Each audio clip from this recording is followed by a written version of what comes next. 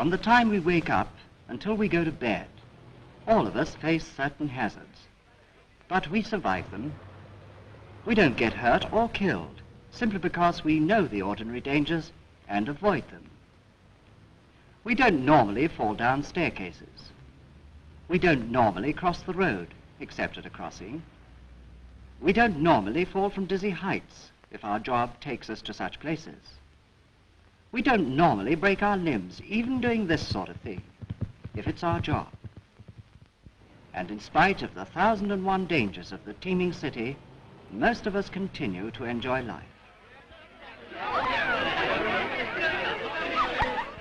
Our jobs in London transport are no more dangerous than any others, provided we go about them in the right way, with care and common sense, and the right amount of knowledge.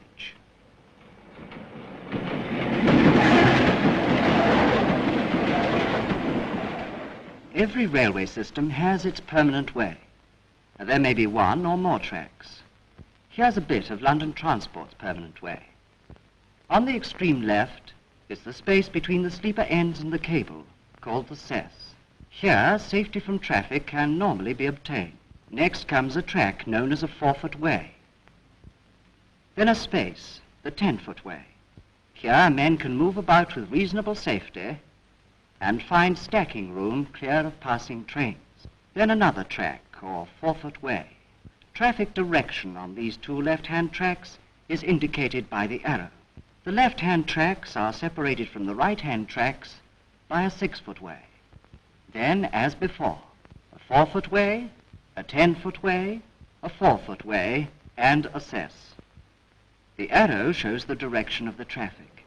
Anyone using the tracks should be certain of the direction of the traffic.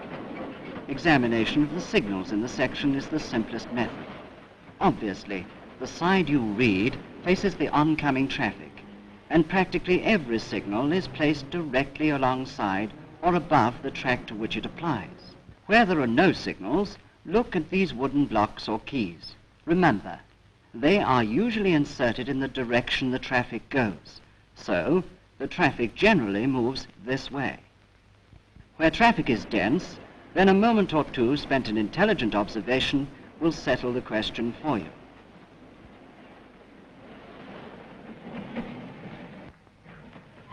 At some places, London Transport's tracks are very close to British Railway's steam system. Steam can blot out your view. In such places, take extra care when moving about and in listening for warning signals. London Transport track is mostly electrified and consists of running rails, a positive conductor rail, and a negative conductor rail. Between the positive and negative rails there is a potential. That is to say, the current is always ready to pass from one rail to the other, or from either rail to earth, if it can find a path. Neither rail is harmless. Let's see how electricity behaves at high potential. Here in the National Physical Laboratory, a technician is building up a very high potential between these two metal spheres. At such a high voltage, the air itself between the spheres becomes a path for the current. On electrified track, a metal object such as a slewing bar handled carelessly can provide a path. So can a human body.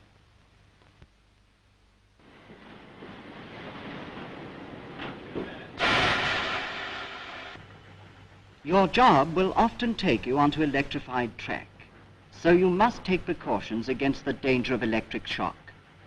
Clothing is of first importance. Loose clothing always presents a certain danger. This technician's mackintosh could be dangerous, but fortunately he is taking certain safety precautions before going on the track. First, he fastens it completely. Next, he fastens the belt, so that the ends shall not touch the live rails, for clothes may conduct electricity. What's more, loose clothes might get caught up by passing trains, which would be very unpleasant.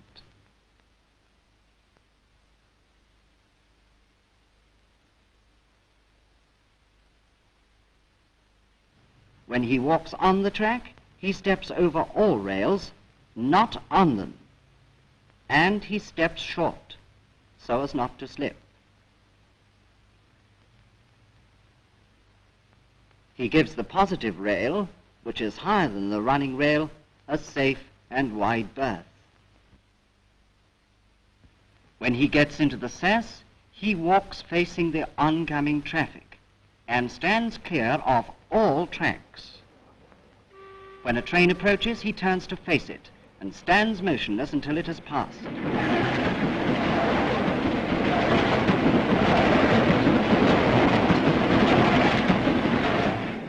A good example. Follow it. A train driver has a responsibility toward men on the track. He must be on the alert and warn them of his approach by blowing his whistle. This warning is picked up by the lookout man who protects the gang. When they receive the warning, they must stand clear of all tracks and remove their equipment and tools. The lookout man wears an armlet. He has passed an examination in his duties. In addition to the horn, he also carries red and green flags and detonators for use in an emergency. He protects the gang all the time they are working.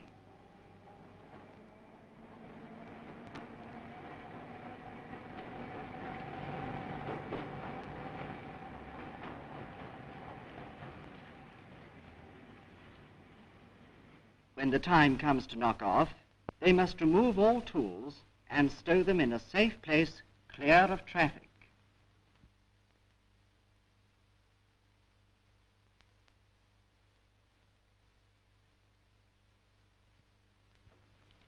Here, in this 10-foot way, the equipment will not be interfered with, neither will it present any danger to the traffic. Returning to the cabin, the lookout walks in front of the gang, where he can give good warning of approaching traffic. As long as they are on the tracks, the lookout is responsible for the men's safety. So the gang must obey his signals.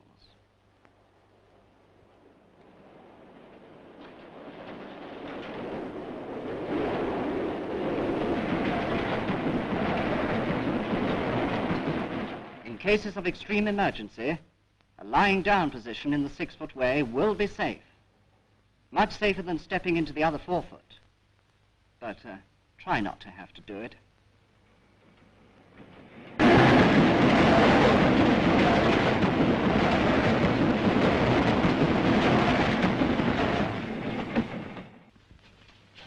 These men are correcting the level of the track. There are several ways of doing this. This is one of them.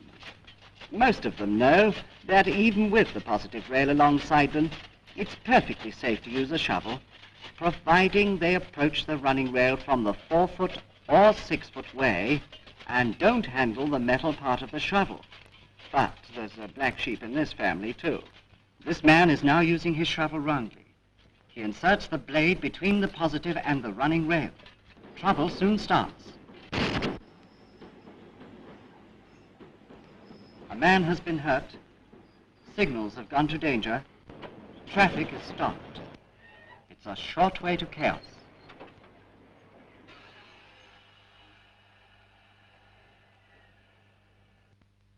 Back at the incident, help is at hand, and the victim has been pulled clear of the live rail. The signal department is always on the scene quickly in an effort to reduce the delay, and traffic is soon moving again. But a careless mistake has caused a lot of extra work. Fortunately, it is a dry day and the man lives to tell the tale. It's obvious, isn't it? Mind the juice.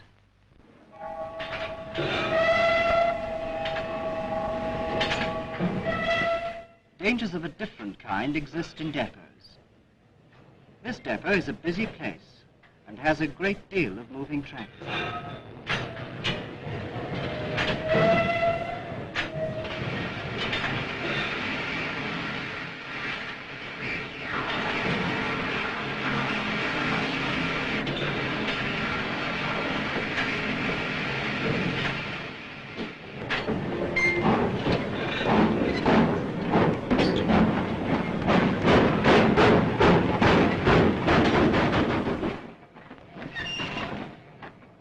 any London Transport employee in a depot for the first time, some of the traffic is unfamiliar, and therefore it is necessary to use greater caution than usual.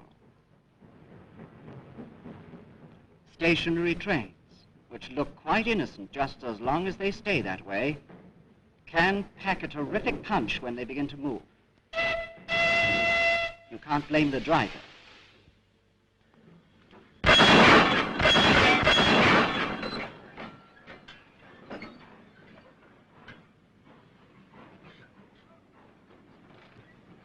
A wasteful and unnecessary accident which could have been avoided had the unfortunate man stopped just a moment to think and observe. Don't forget, danger lurks everywhere for the unwary. Nor is this an isolated case, for this sort of thing happens all too frequently. Taking a lift to the next job in this way is by no means a certain way of arriving there in one piece, particularly for this man. A sudden stop, a slip, either could have serious consequences for him. Whether in depots or out on the track, if you want to be safe, you must be alert and you must think ahead. Not like this gang, for instance. Well, lads, we all here. Where's Charlie? Charlie! There he is. Let's give him a hand.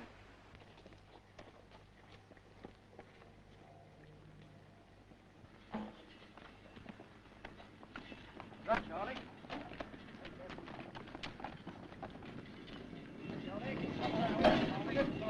Blimey, the trolley's away. After it. Come on.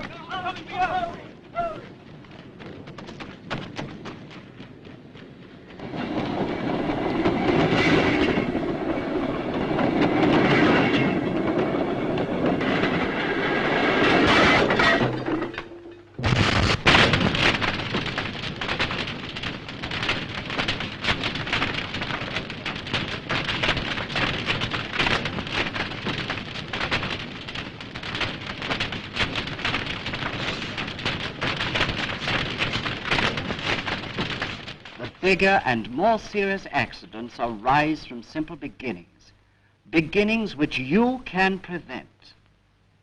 In this film, you have seen many such accidents and their causes. So always take time to think about any action which may place your person in danger.